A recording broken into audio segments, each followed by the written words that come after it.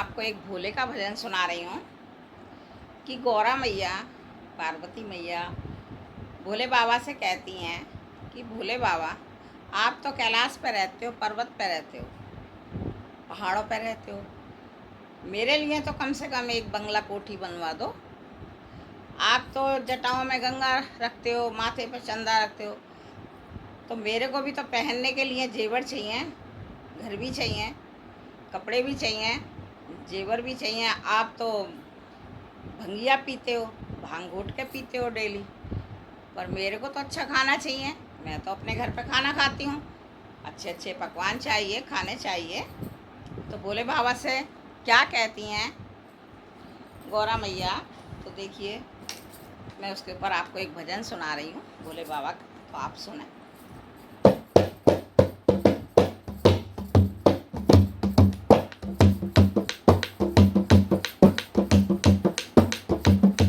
बोल भोले बाबा की जय, बोल गौरा मैया की जय।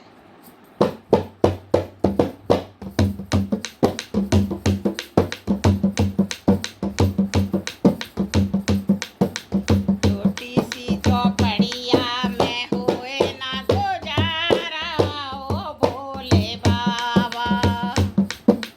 छोटी सी चौपड़िया में हुए ना गुजारा, भोले हुए ना गुजारा। मुझे कोठी बनवा दो, मुझे बंगला बनवा दो, मुझे कोठी बनवा दो, मुझे बंगला बनवा दो। छोटी सी चौपड़िया में हुए ना गुजारा, भोले कोठी बनवा दो, भोले बंगला बनवा दो।